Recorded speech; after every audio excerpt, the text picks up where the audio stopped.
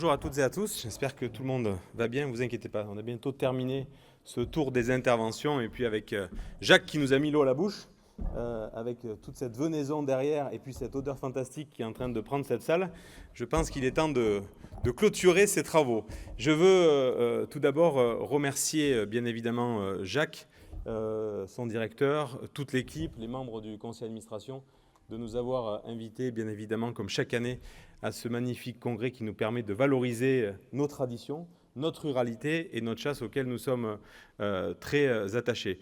Je veux saluer, bien sûr, les représentants de l'État, monsieur le sous-préfet, les services de l'État, bien évidemment, l'ensemble de nos parlementaires, puisqu'il y a Fabrice Brun et Hervé Saugnac qui sont là, nos conseillers départementaux, et ils sont nombreux, de la Montagne ardéchoise, Bernadette, Mathieu, Sandrine, Max qui s'est exprimé à l'instant, Armand Badia, que j'ai aperçu aussi.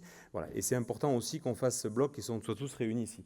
Un petit mot particulier, bien sûr, pour Philippe Meunier et Gérard aussi, qui représentent la région tous les deux, que ce soit la fédération régionale ou la collectivité d'Auvergne-Rhône-Alpes, pour les remercier aussi de leur présence et de leur action et de leur soutien au quotidien pour notre département.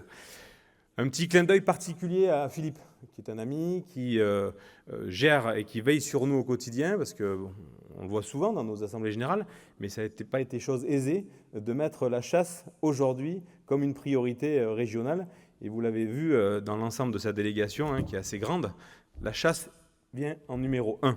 Et ça, c'est fondamental. Et ça montre aussi tout le chemin qui a été effectué pour que la deuxième région de France ait un vice-président en charge de la chasse. Un petit reproche à Jacques sur ton article du Dauphiné d'avant-hier. Il a lu, Philippe, 23 000 sangliers tués en Ardèche, il en a un point tué cette année.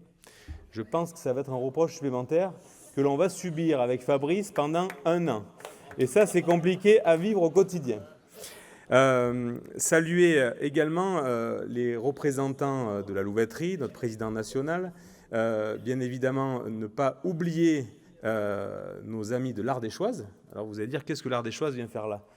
C'est là où on voit aussi que Jacques et son directeur et le conseil d'administration sont force de proposition et arrivent à chercher des beaux partenariats, puisque cette année, l'Ardéchoise sera partenaire de la fédération de chasse. Et surtout, je leur ai dit, trait d'humour, mais c'est sincère, parce que je vous inscris, que tout le conseil d'administration qui est là seront inscrits au plus grand parcours de l'Ardéchoise cette année.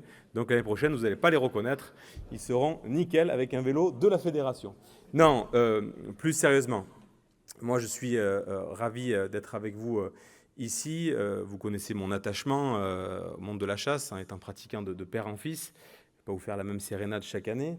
Mais c'est important qu'on puisse aussi se dire les choses et montrer le travail qui a été effectué. Et cette année, je reviendrai sur ce qui a été évoqué par les intervenants successifs, on a voulu vous offrir un petit cadeau que vous avez pris en arrivant. C'est ce fameux livre, Isette. Alors vous allez dire, mais qu'est-ce qu'une vache vient faire au congrès de l'Ardèche ? Je pense que c'est la première question que vous vous êtes posée. Ça montre un petit peu la philosophie qui est la nôtre de ce travail collaboratif avec les acteurs de la ruralité dont vous faites partie. Je ne sais pas si vous l'avez vu, si vous l'avez encore lu, vous avez le temps de le lire. Isette, c'est bien sûr l'histoire d'une vache qui fait la fierté ardéchoise, mais c'est d'abord et avant tout l'histoire d'une famille qui s'est engagée pour défendre son territoire, défendre une race dont le berceau n'est pas l'Ardèche, la race Aubrac, et qui a affronté de nombreux défis. Et nous, c'est un exemple, parce que derrière tout ça, il y a toute une famille, la famille Benoît, dont certains connaissent ici, parce qu'ils sont bien sûr agriculteurs, ils sont aussi maires, mais ils sont aussi chasseurs. Et à travers ce livre, on a voulu faire passer quelques messages qui font que le monde rural, le monde agricole, le monde de la chasse travaillent main dans la main. Et ça, c'est essentiel. Et comme dirait, et peut-être il va le dire tout à l'heure, notre ami Fabrice Brun, on n'a pas les moyens de se diviser quand on défend la ruralité. Comme je dis moi, si on ne se bat pas au quotidien, on recule. Et donc, je pense que c'est un travail d'équipe. Le premier pilier, tout d'abord, c'est le fait que ce soit comme vous, les agriculteurs, des gens qui sont passionnés par leur territoire. Passionnés par leur territoire, il y en a certains dans la salle, amoureux de l'Ardèche, et souvent qui se battent au quotidien pour faire vivre leur territoire et leur élevage. C'est des gens qui sont aussi amoureux de leurs bêtes. Et vous savez où je veux en venir, c'est que tout d'abord, il y a toutes ces associations environnementales ou ces collectifs qui vont nous dire comment on doit élever nos bêtes, comment on doit élever nos chiens. C'est important qu'ils viennent un peu en immersion et qu'il y ait une connexion à nos territoires. Quand on voit comment vous prenez soin de vos animaux, enfin moi je prends un peu de recul parce qu'avec toutes les activités que j'ai, c'est mon père qui s'en occupe un peu des chiens, et je lui rends hommage, mais c'est hallucinant et c'est magnifique. Et donc aujourd'hui, ce que je veux dire aussi, en écho à ce que vient de dire Gérard, dire un petit mot sur le procès qui vient de s'écouler jeudi dernier. Déjà, vous féliciter et vous dire que je suis fier de vous, parce que vous étiez près de 400, et je peux vous dire que si la communauté était réunie, c'est parce que je pense que derrière, ils cherchaient aussi à ce que ça tourne mal, et qu'on puisse dire les chasseurs sont des violents, ça s'est mal passé, ils les attendaient au coin du bois, et regardez ce que c'est l'image de la chasse. Vous vous êtes comporté d'une manière remarquable, et je veux vraiment vous féliciter, vous pouvez vous applaudir vraiment, vraiment.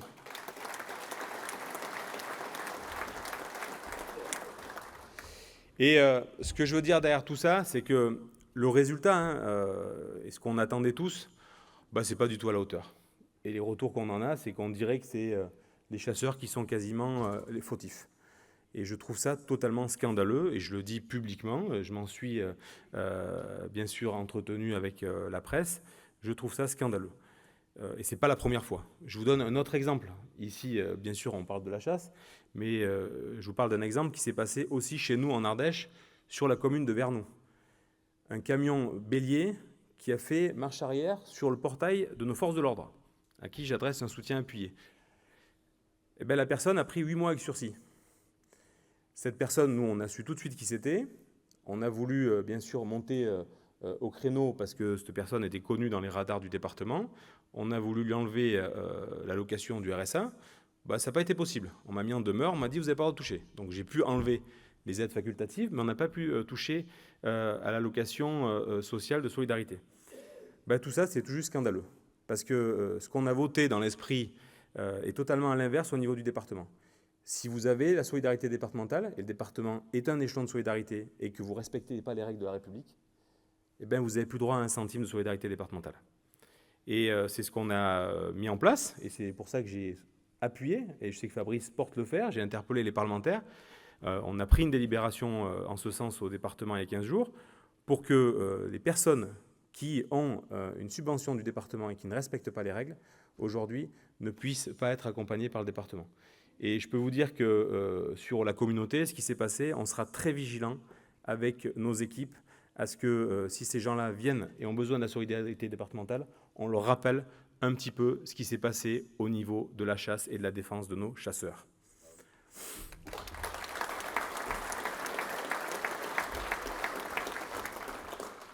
Le deuxième point, le deuxième pilier qui est important à travers ce livre et qui fait aussi référence à votre travail, et c'est souvent méconnu et souvent on en parle ici, mais il faut en parler plus, c'est la défense de l'environnement. Vous êtes les premiers écologistes de France. Et il faut l'assumer. Alors certes, ça ne se voit pas, mais moi je pousse beaucoup de monde, comme je fais avec les agriculteurs, je leur dis ouvrez vos fermes, ouvrez les exploitations, montrez ce que vous savez faire. Là c'est pareil, qu'on amène des gens qui ne chassent pas à la chasse. Moi ça m'arrive régulièrement de leur faire découvrir cette magnifique passion. Et qu'est-ce qui se passe derrière tout ça ? Les gens se rendent compte par eux-mêmes. Mais tous ces chemins qui ont été ouverts à des broussailleuses, aux gyrobroyeurs, qui c'est qui entretient ces chemins ? Ce sont les chasseurs, sont vous, qui, après la période de chasse, démarrez des broussailleuses, souvent à vos frais, pour entretenir tout ça. Sur les incendies, moi je vais vous dire, ce qui s'est passé en 2022, on était un certain nombre d'élus mobilisés, s'il n'y avait pas eu les chasseurs pour appuyer et donner, comme on dit chez nous, les bonnes rails, les bons chemins, pour que les forces extérieures, les pompiers qui arrivaient du sud et qui nous ont soutenus, puissent traverser et ne pas s'embourber ou pas faire machine arrière contre le feu avec leur camion, heureusement qu'il y a eu les chasseurs. Et aujourd'hui, ça a été valorisé.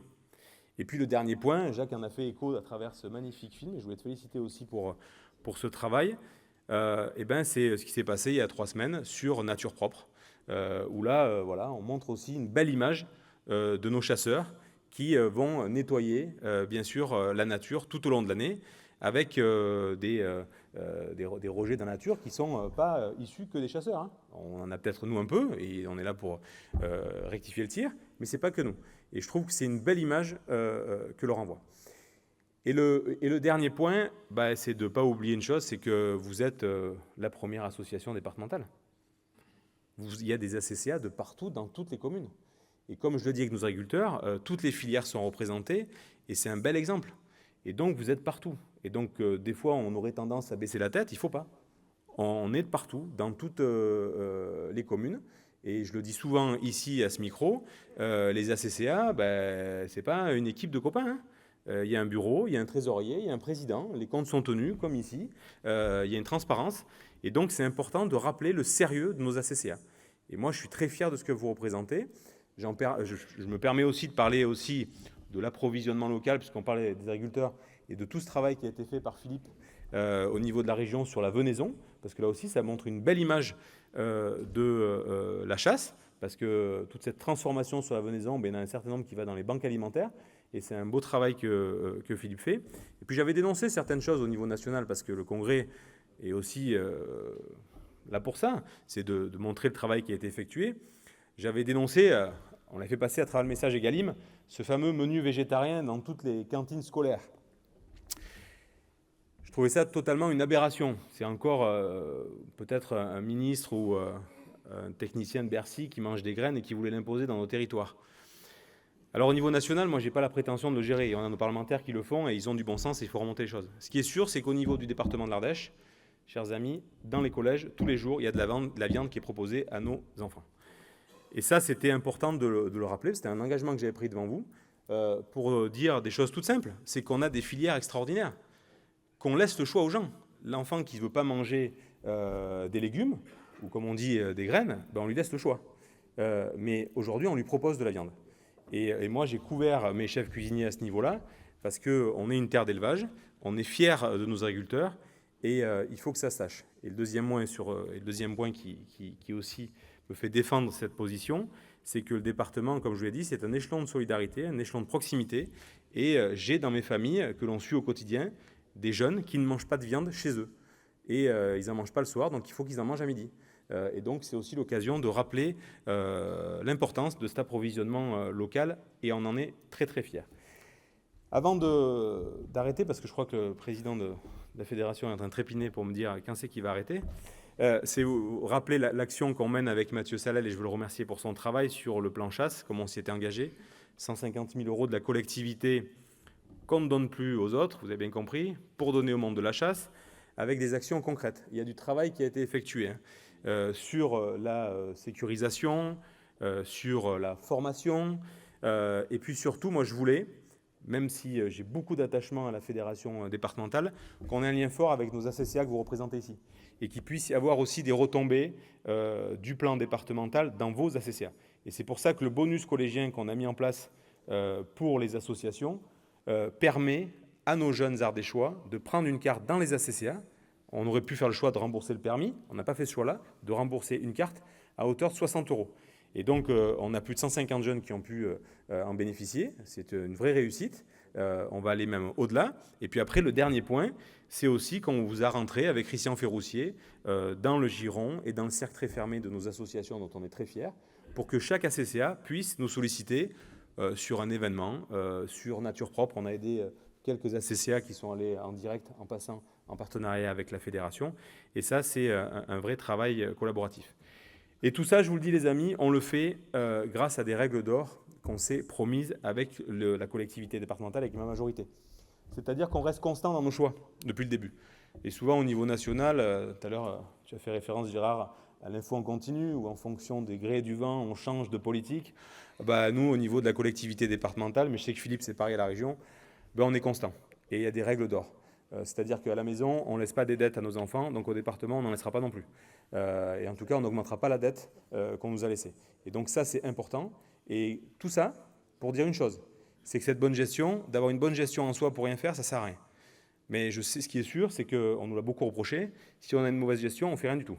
Donc nous, on préfère avoir une bonne gestion pour pouvoir, justement, en fonction des coups durs, être à vos côtés ou être à côté des acteurs de l'aménagement du territoire dont Philippe aussi défend le quotidien, mais surtout être aux côtés de nos chasseurs, c'est important.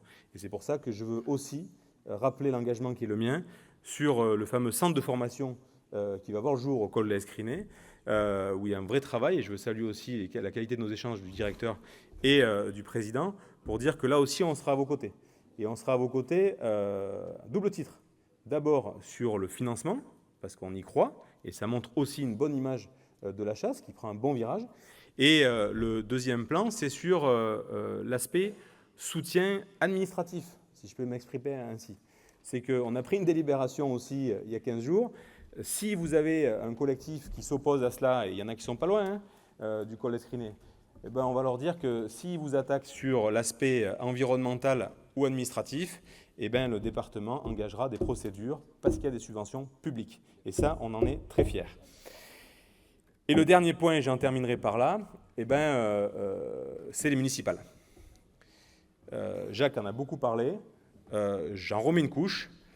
Parce que les amis, si on n'est pas dans les mairies, il ne se passera rien. Et on ne pourra plus défendre la chasse.